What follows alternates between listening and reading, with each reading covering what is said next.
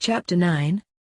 I sat on the lounge with butterscotch bursitis hanging out of my mouth, as I lightly ate it, slowly enjoying the taste to the fullest. I know that these were Christmas cookies, but they are one of my favorites. Dare I say that they were my favorites? I know something else you could nibble. Angel purred to me as his arms found their way around my neck from behind. I sighed and shook my head, continuing to nibble my delicious treat, paying no mind to the spider demon. And as quick as Angel got here, he is swatted away. I was gently picked up and placed onto someone's lap as they protectively wrapped their arms around my waist, holding me in place as they shuffled onto the couch. More so. Did he do anything to you, my love? Alastor's voice muttered into the back of my hair. No. He didn't. Thanks to you. I could feel his smile growing when those words had left my mouth. His name practically slipped off of my tongue with so much ease. What did you plan on doing today, darling? Alastor asked. Nothing actually, I mumbled, leaning back against him. Well, that sounds perfect. We can do nothing together then, Alastor said with a laugh which I joined in on. Vaggie walked over and placed a hand onto her hip. What are you doing? We looked up at her. Nothing, I said in a questioning voice. She groaned and pointed at Alastor. What is going on here? Nothing out of the ordinary, he exclaimed, and I grinned at her annoyed expression. Alastor then kissed me on the cheek, which caused Vaggie to drop the accusation and walk away. She's a funny one, I said, which Alastor nodded at. Angel soon enough sat across from us on the other lounge. Okay, Al. So say you and I are married? Alastor hummed, confused, and nuzzled my neck. We are not married. Relax, it just pretends. Angel tried to start again. I don't want to pretend, Alastor said, slightly muffled by my neck hair. Angel scoffed teasingly. What, scared you'll like it? Okay, if we're married I want a divorce, Alastor said, looking up at Angel. I decided to tune out their conversation and relax more into my lover's embrace which he offered. If Alastor never have found me, what would I be now? I'm nothing without him. It's pathetic though, really, isn't it? This hotel altogether is nothing like my own. No one here is like they were in my own timeline. It scares me in the slightest. I don't know what to really expect from them. I want to go home. I feel a light tap on my cheek and I refocus in. I questionably hummed out. You spaced out, my dear. Are you all right? Alastor asked. I am fine, I reassured him the best I could, which he didn't seem to buy one bit. Would you like to accompany me on making dinner? He asked, smiling at me lovingly. Oh, okay Bambi, I said, giving him a small weak smile. Alastor's puff. See, watch me. You hold the pepper like this, turn your knife this way, then slice it like this, I coach, moving Ally's hands with my own, encasing them like a warm shell. You got it, I encourage, setting my chin on his shoulder when he continues slicing the vegetables for the dinner. The warm, homely smell of gumbo permeated the kitchen and filled us both with peace. It was a wonderful way to end the day, just me and my love cooking dinner. Thank you, my sweetie chirps, leaning back against my comforting weight. I hope I can fix this properly, he mumbles, gesturing to the bubbling pot on the stove. I slip my hands around his waist, guiding him to a soundless sway with my body. You normally cook? He trails off, a blush lighting up his cheeks at my movements. He was my special miracle, my very own light in the darkness. I pull away from him to pick up the chopping board, brushing the piles of chopped veggies into the pot and stirring them in. I'm sure it'll taste great, darling. I smile, comforting him, linking my hands with his after setting the cooking tools aside. You're a quick learner, after all. I chuckle, continuing our musicless dance around the island. Ally follows my lead, doleful eyes staring at me with adoration. "I have a wonderful teacher, my love," he murmurs, kissing my cheek innocently. The sounds of the remainder of the hotel's crew entering the kitchen cause Blue to step closer to me instinctively, while I slip the lid back onto the pot and turn to greet everyone. "Dinner will be done in a bit. If you're hungry, make a snack," I say, letting my hands fall to my sides, fingers still loosely linked with Ally's. Charlie and Vaggie settle at the table with Nifty while Husk makes a beeline for the fridge, the princess in the middle of a bubbly rant about new renovation plans for the lobby. Angel swooshes over, bumping me away from the pot with his hip as he lifts the lid to smell the gumbo inside. "Not that bad, Toots. Al, did you do this?" he asks me, a knowing smirk lifting the edge of his teasing smile. "You know Ally did, and he did a damn fine job." I snip at him, sliding an arm around my timid counterpart's waist. He burrows into my side with a tiny smile, basking in my praise. "I only showed him how to chop more effectively." "That's so, huh?" The white spider chuckles. "I thought it tasted bland." He jokes, earning a glare from me. "Please do quieten up, Angel. You know it's good," I say, rubbing Ally's back comfortingly. "You said yourself, it's not that bad, so don't try to be a mess about it." Ally leans his head against my shoulder, smiling softly. It's all right, love, I don't mind." I bite back any scathing comments I had. "If you wish," I grumble, kissing Ally's temple.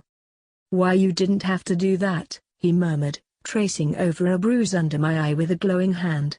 The marks from my adventure earlier in the day begin to shrink and disappear, returning my flesh to its usual color. "Sorry, dearest." I gave him a lopsided smile, showing off my busted lip. "I had to." "You almost got killed," his voice cracks, shuddering under the weight of his emotions. "My love, you can't scare me like this." He bites his lip as fat tears spring into his eyes. "You scared me." He sniffles, rapidly breaking down. "To watch this is breaking my heart." Hey, dear, it's all right." Ignoring the assorted aches from my fight, I gather Ally up in my arms and heave him onto my lap. He buries his face in the crook of my shoulder, loosely looping his arms around my torso. I rub his back as he sniffs unhappily. "I'm sorry I scared you. But I promise I had it covered." Ally lets out a broken whine, crying into my shoulder. "I know, I'm sorry I doubted you.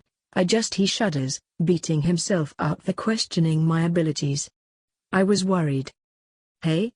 Don't apologize. It's not your fault." I rub the back of his head.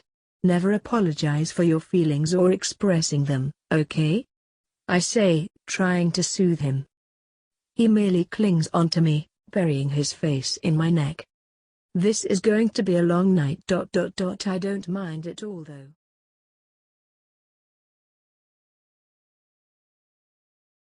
Chapter 10. My hands pluck the things that know that I need. I take the sugar and butter from the pantry. I add the flour to begin while I'm hoping to start, then it's down with the recipe and bakes from the heart. I hummed the rest of the tune as I made my way around the kitchen preparing some baked goods, which I was great at, I might have to add. I loved musicals when I was alive, and that passion had followed me wherever I went, to this hell, and I am not prepared to give that profession up just yet. I have even taken interest in the more modern types of shows, to take Hamilton for example, or 21 Jump Street, or Waitress, or Six, or Hairspray, and so forth. I hummed the tune forward as I continued on my course.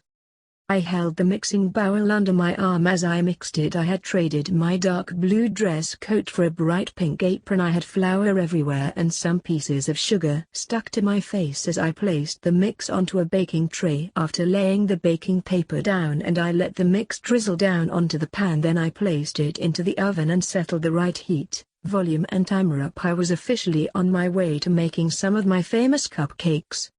I had the icing in the fridge just waiting, and the rainbow sprinkles were on the counter beside me. I sighed out. I'm fantastic at making pastries. Nothing else though. I hummed lightly as I made my way over to the fridge, checking up on the frosting before leaning back against the counter. Well, I think I've done pretty good so far, I smiled to myself as I suppressed a light laugh. I hummed and looked at the doorway to see my one and only standing there. Good evening, darling. He greeted, walking over to me. Hello, Bambi. I waved and dusted my hands onto my apron. Alastor made his way over to me and placed a kiss on my cheek. I hugged him, looking up at him. He narrowed his eyes. You're such a little," Alastor chuckled, and I nuzzled his neck as he wrapped his arms around my waist and held me firmly up against him. "I love you, Bambi," I said, slightly muffled by his hair. He hummed in approval and chuckled. "I love you oh so much more, darling," he whispered as he peppered me in kisses. I let out a light laugh and wrapped my arms around his torso. "You smell sweet. Where are you making something, love?" he asked. I was making cupcakes," I answered. "What type?" "I haven't placed the frosting on yet, so." "Oh. What flavors?" "Chocolate, strawberry, vanilla, and blueberry." "What flavor do you want, Bambi?" I asked. Alastor tightened his grip on my waist and nipped my neck through my collar, causing me to let out a soft gasp. "Yours." He grinned as I whimpered. He used one hand to fold down my collar before feeling something wet slide up my neck, causing me to freeze up. Alastor." I shoved my face into his chest as he dug his teeth into my neck, biting it before sucking at my soft spot.